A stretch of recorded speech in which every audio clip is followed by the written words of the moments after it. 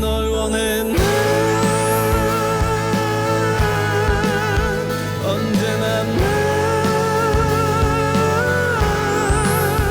노래해 난 널 위해 난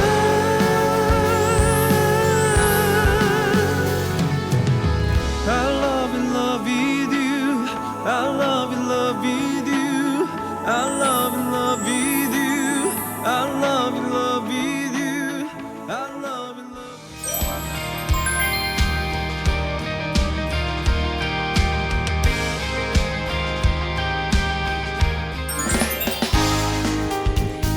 네, 안녕하세요. 네, 휴먼레이스라는 밴드를 하고 있는 윤성기라고 합니다. 저는 여러분과 같이 군 생활을 했던 한 사람으로서 그리고 또 여러분의 친근한 형으로서 여러분들께 꼭 드리고 싶은 이야기가 있어서 이렇게 나오게 되었습니다. 고등학교 시절을 잠시 이야기를 하면요. 저는 인문계 고등학교에 다니고 있었어요. 그 당시에는 비평준화 학교라서 아침 7시 반부터 밤 11시까지 거의 3년 내내 공부만 시키는 그런 학교였습니다. 입시를 위해서는 이것보다 더 좋은 시스템은 없었다라는 것은 인정은 하지만 제 스스로가 그렇게까지 왜 이렇게 열심히 공부를 해야 되는지 제 꿈과 목표에 대해서 다시 한번 생각을 해보게 되었어요. 그러면서 뭔가 방황이 시작되게 된 거죠. 그런 시간을 계속적으로 지내다 보니까 스스로가 굉장히 좀 비관적이고 비판적인 성격을 가지게 되었어요. 그러는 가운데 큰 사건이 일어나게 됩니다. 제가 고등학교 3학년 때 그리고 수능을 앞두고 얼마 안 됐을 때 갑작스럽게 사고로 아버지가 돌아가시게 됩니다. 뭐 그때를 생각해 보면 사실 도대체 뭘 어떻게 해야 될지 전혀 감이 잡히지 않았어요. 당시에는 세상 물정 전혀 모르고 있는 그저 그런 평범한 고등학생이었고 아버지에 대한 그런 힘들었던 기억들이 많았고 사이가 안 좋았던 상태에서 그렇게 떠나보냈기 때문에 자책을 상당히 많이 했습니다. 그런 가운데서 현실은 그대로 남아있다라는 걸 또 느낀 게 그 당시에는 아무도 경제력을 가진 가족이 없었습니다. 대학을 진학을 하면서 제가 느꼈던 기분은 뭐라 그럴까 정말 괴로움 그 자체였어요.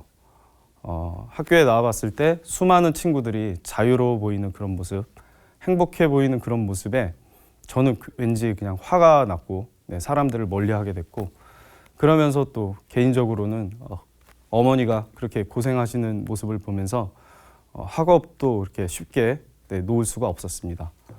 제 스스로가 원하지 않는 그런 학과에 들어가서 공부를 해야 한다는 것도 괴로웠지만 아무런 능력이 없어서 도와드릴 게 없고 어머니 혼자서 고생시키는 제 모습이 너무 원망스럽기도 했었습니다. 그 당시 제가 느끼는 그런 뭐 허무함이랄까, 뭐 외로움이랄까 이런 복잡한 마음 속에서 그나마 저에게 작게나마 위안이 되었던 거는 그 당시 취미로 듣던 음악이었습니다.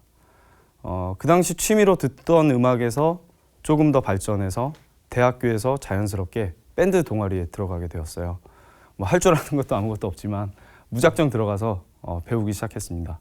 뭐 건반도 배우고 기타도 배우고 그러면서 시간을 보냈는데 그러다 보니까 제가 정말 원하는 게 노래하는 일이었다라는 거를 그때 깨닫게 됩니다.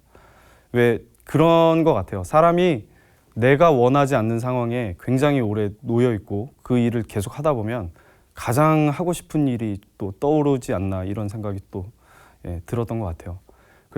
그래서 절실하게 시작해 보려고 했던 게 노래였습니다. 어느 정도였냐면요. 그 당시에 어머니의 그런 강력한 반대에도 무릅쓰고 저는 무작정 어머니 몰래 휴학계를 냈습니다. 예, 휴학계를 내고 어쨌든 그 당시에는 음악을 배울 수 있는 그런 공간이 많지가 않았어요. 그래서 기본이라도 제대로 배우고 싶어서 성악가 선생님한테 발성을 한 달 정도 배우고 나서 네, 혼자서 그 뒤로는 조용히 방법을 찾아가면서 노래를 했습니다. 네, 그렇게 시간을 보내다가 어느덧 네, 입대 시간이 찾아왔습니다. 다른 친구들보다는 좀 군대를 늦게 들어간 편인데 홀어머니를 두고 얼마나 어머니가 힘들어 하실까라는 걱정 때문에 훈련소에 가서도 네, 밤에 잠을 잘 못 잤습니다.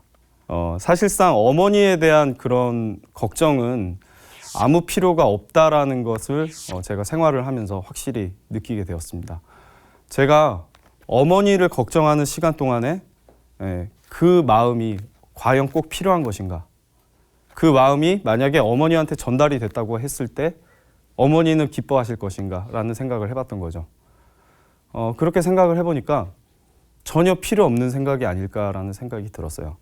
저는 저 스스로가 굉장히 잘 살아나가면 될 뿐이고 저를 위해서 생각을 하면 될 뿐이었으니까요. 또 전우들과 함께 각자 또 살아온 이야기를 하다 보니까 네, 저만 그렇게 힘든 사람이 아니었더라고요. 그러면서 자연스럽게 네, 가족과 어머니를 위했던 그런 고민들이 저만을 위한 고민으로 바뀌어가기 시작합니다. 그러면서 저를 위해 고민하는 일이 얼마나 즐거운 일인가를 또 느끼게 되었죠. 중요한 사실은 아무도 강요하지 않았다라는 거죠. 제 마음이 스스로가 그렇게 느끼면 될 뿐이라는 거죠. 그래서 저는 그렇게 마음의 주인이 되는 방법을 그때는 약간 무의식적으로 느끼게 되게 시작하게 되었습니다. 그러면서 차츰 배워지는 것도 많고 보여지는 것도 많았어요. 예를 들어 싫어하는 사람이 있다면 싫어하는 사람으로부터 저렇게 되지 말아야지, 저렇게 하지 말아야지 라고 배우고요. 좋아하는 사람에게는 좋아하는 그것을 그대로 배우면 될 뿐이었죠. 그리고 아무래도 환경이 완전히 새로 시작하는 그런 분위기다 보니까 제 인생을 왠지 새로 시작할 수 있을 것 같은 그런 기분이 들었습니다. 그리고 저를 위해서 고민할 시간은 군생활 내내 정말 충분했었고요. 그렇게 자연스럽게 저를 위해서 고민을 했던 게 큰 즐거움이 됐던 것 같아요. 그리고 얼마나 사람이 작은 일에 나약해지거나 혹은 또 감사할 수 있다라는 것도 느끼게 되었죠. 저에게 그 시간에 가장 중요했던 일은 저의 꿈을 생각해 보는 것이었어요. 그전에도 말씀드렸지만 저는 굉장히 노래를 하고 싶었어요. 그래서 입대 전까지는 혼자서 묵묵하게 노래 연습을 하다가 어떻게 하면 노래 연습을 할 수 있을까라는 고민을 많이 하기 시작했어요. 보니까 계급이 많이 올라가면 조금 더 시간이 많아지는 것 같아 보이기도 했고요. 그래서 조금의 자신감을 가지고 자대 배치를 받았는데 정말 좋은 기회가 찾아왔었어요. 그때 국군의 날이 가까워서 국군의 날에 대한 행사로 군단에서 행해지는 가요제가 있었는데 제가 이등병 노란 견장 딱 차고서 나가겠다고 막 우긴 거예요. 다행히 제 노래를 들어보시고는 그래 할만하겠구나 해서 나가봤는데 다행히도 운이 좋게도 3번에 걸친 예선을 다 통과하고 그렇게 군단 가요제에서 입상을 해서 최초로 백지로 된 휴가증을 또 받게 됩니다. 그렇게 또 인정받아 가면서 계급이 조금씩 올라가면서 조금 더 제가 원하는 그런 상황을 만들어 갈 수 있었습니다. 그때 내가 내 인생의 주인이 된다는 것, 내 감정의 주인이 된다는 것만으로도 이렇게 행복할 수 있구나라는 생각이 들어서 너무 가슴이 벅차고 감격스러웠습니다. 그래서 그 당시 제가 좀 전역할 무렵에 제 스스로가 대견해서 썼던 글귀가 있는데 여러분들께 한번 보여드리고 싶습니다. 나의 감정 선택에 대한 주인이 되자. 군 생활이 즐겁고 유익하게 보낼 수 있었고 그렇게 기억하는 것은 누구의 강요도 아닌 나의 선택이었다. 훈련소 때부터 전역할 때까지 정말 작은 것에서도 즐거움을 찾고 꿈을 잃지 않고 그것만 집중하고 생각했다. 하루 중 잠시라도 음악을 들을 수 있는 것, 잠시라도 노래를 할 수 있었던 것이 너무나 행복했다. 그리고 다른 일에 대해서는 나만 그런 것도 아니었고 마음으로 집중하지 않았다. 사건에 대해선 내가 바꿀 수는 없지만 그 사건의 결과에 대해선 내가 주인이 되어 유익하게 쓸 수 있음을 배웠다. 제가 그때도 의무적으로 이 상황에 꼭 처해졌겠지만 제가 느끼는 생활과 그런 감정들은 온전히 제가 선택했다는 것입니다. 네, 그래서 제가 제 감정의 주인으로서 살아가는 게 얼마나 중요한 일인가를 꼭 여러분들께 말씀드리고 싶었어요.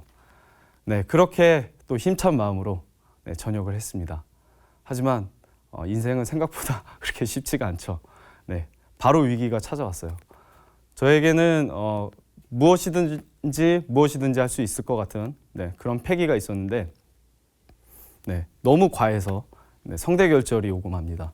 노래를 할 수 없는 상황에 이르렀고 당시 또 어머니가 갱년기 우울증을 앓으시면서 그 우울증을 저에게 다 이렇게 많이 퍼부으셨어요. 그러면서 어쨌든 힘들게 남은 학업을 마치고 저는 경제적인 가장으로서의 삶을 살아가게 됩니다. 사람이 환경이 바뀌었을 때는 바뀔 수 있지만 그 환경에서 다시 돌아갔을 때는 유지되는 게 굉장히 어렵다는 걸 그때 또 깨달았고요. 어찌 됐든 간에 저는 경제적인 가장으로서 열심히 일을 하기 시작하는데 중요한 사실은 그 당시 제가 원래 대기업에 입사를 할 것인지 아니면 꿈을 쫓을 것인지에 대한 고민을 엄청 많이 했어요. 제 생각에 조금만 노력하면 대기업에 갈 수 있는데 대기업에 만약에 간다고 했을 때 제가 30살이 되고 40살이 되고 50살이 되고 이 수많은 기간 동안 제가 원하지 않는 그런 일을 한다는 건 도저히 참을 수가 없더라고요. 그래서 뭔가 여지를 남기기 위해서 편법으로 생각했던 게 비정규직 일을 시작했었습니다. 그렇다고 뭐 노래만 하기에는 경제적으로 가족을 책임질 수가 없기 때문에 최선의 선택이었다고 생각을 하고 그리고 그 한 가지 일로서는 생활이 좀 쉽지가 않아서 세 가지 일을 동시에 하게 되었습니다. 거의 매일 새벽 3시에 집에 들어와서 일어나자마자 다음 일을 시작하고 시간이 없을 때는 진짜 밥 먹을 시간이 없어서 이동하면서 뭐 삼각김밥이나 김밥을 먹으면서 지내기도 했고요. 그렇게 몇 년씩을 보내다가 너무 힘든 시기가 올 때마다 우리 어머니는 나 대학 등록금을 이렇게 힘들게 버셨구나. 우리 아버지는 우리 가족을 생계를 책임지기 위해서 이렇게 힘들고 외롭게 생활을 하셨구나를 더 많이 느끼면서 견딜 수가 있었습니다.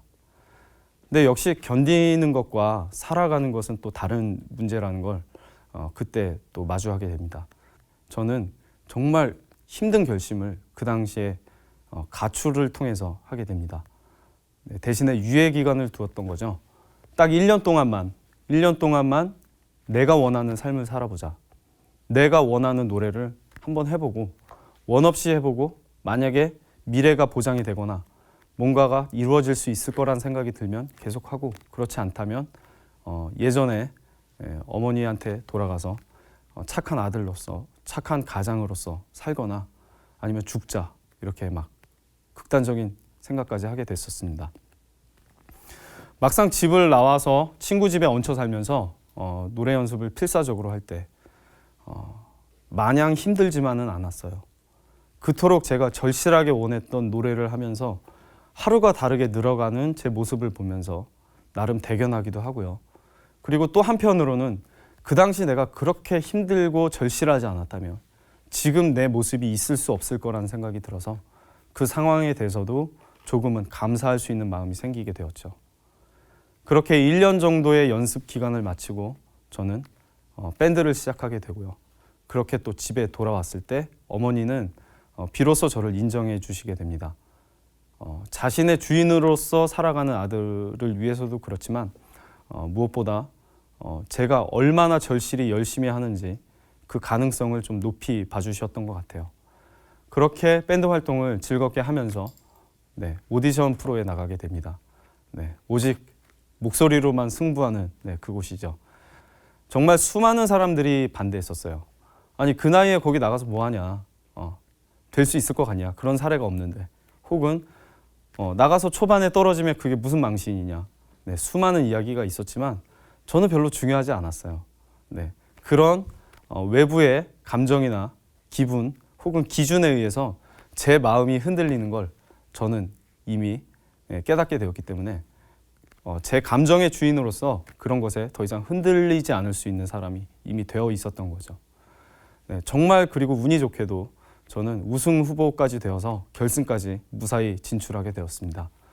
네, 제가 스스로 증명해냈다는 것이 너무나 뿌듯하고 자랑스러웠어요. 그리고 제가 그동안 힘들었고 괴로웠던 그 과정들이 모두 다 보상받는 그런 기분이 들어서 너무나 즐거웠습니다. 네, 그리고 평소에 되게 존경하던 신승훈 코치님한테 정말 많은 사랑과 또 음악적인 교육을 많이 받았기 때문에 또 지금 이 자리에 이렇게 계속 이어나갈 수 있지 않을까라는 생각이 들어요. 네, 어찌됐든 그렇게 힘찬 활동 속에서 작년에 저희가 첫 정규 앨범을 야심차게 세상에 내놓게 됩니다. 근데 역시 그렇지만 인생은 좋은 날이 있으면 또 안 좋은 날이 있습니다. 네, 하필이면 그 타이밍에 세월호 참사가 터지면서 굉장히 힘든 시간을 보냈습니다. 모든 공연과 행사도 다 취소됐고요. 뭐 그것과는 별개로 진짜 사건 자체가 너무 안타깝고 괴로운 일이라서 무엇을 어떻게 해야 될지 잘 모르겠더라고요. 그 당시 제가 할 수 있었던 건 무엇이었을까? 역시 마찬가지로 제 감정의 주인이 되는 일이었습니다. 그렇게 아무것도 하지 않는 것보다 그리고 힘든 그런 가운데서 그냥 시간을 낭비하고 있는 것보다는 뭔가 작지만 의미 있는 일을 하는 게 중요하지 않을까라는 생각을 하게 되었어요. 내가 위로가 필요하다면 사람들도 위로가 필요할 테니까요. 그래서 괜찮아라는 노래를 만들어서 지하철 2호선을 따라서 하루에 한 역씩 그렇게 거리 공연을 시작하게 됩니다. 영상 보시면 됩니다.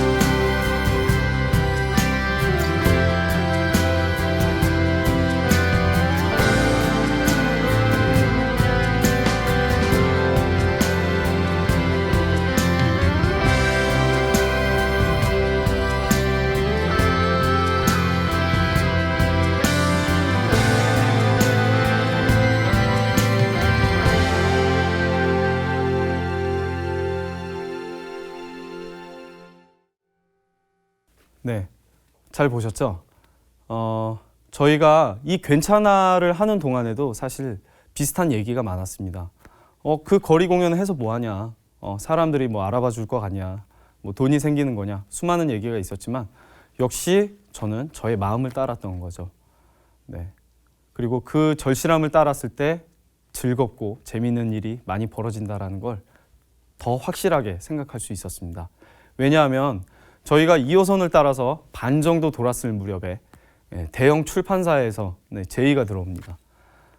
재밌는 취지로 좋은 일을 하는 것 같으니 이거를 책으로 내보면 어떻겠냐라는 제의였죠. 당연히 좋죠.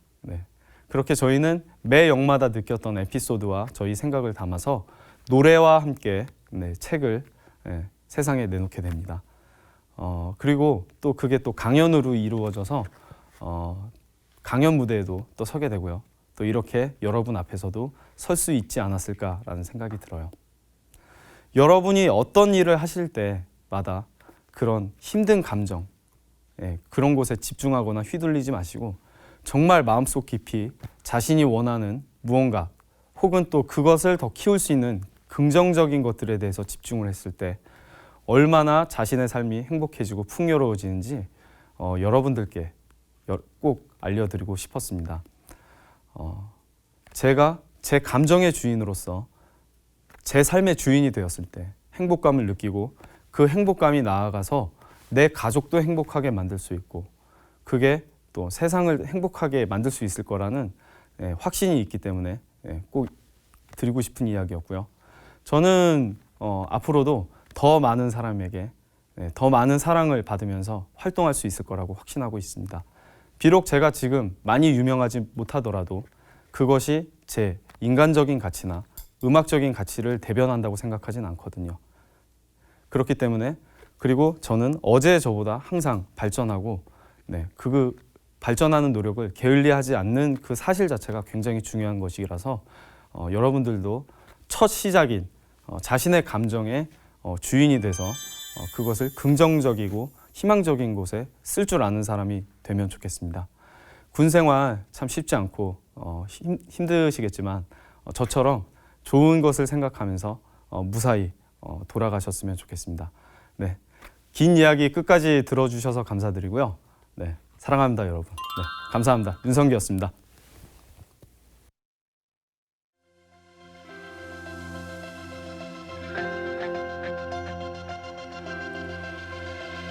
스무 살 적에 하루를 견디고 불안한 잠자리에 누울 때면 내일 뭐 하지 내일 뭐 하지 걱정을 했지. 두 눈을 감아도 통잠은 안 오고 가슴은 아프도록 답답할 때 왜 난 안 되지 난 왜 안 되지 되뇌었지. 말하는 대로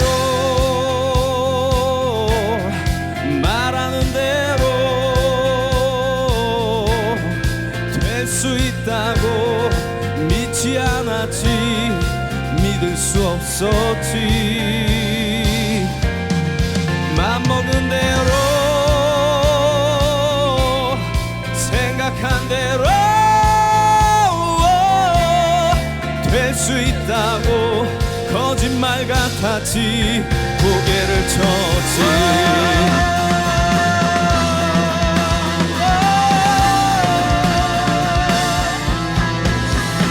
사실은 한 번도 미친 듯 그렇게 달려든 적이 없었다는 것을 생각해봤지. 일으켜 세웠지 내 자신을. 말하는 대로 말하는 대로 될 수 있다고 눈으로 본 순간 믿어보기로 했지. 맘먹은 대로 생각한 대로 될 수 있다고 알게 된 순간 고개를 끄덕였지. 말하는 대로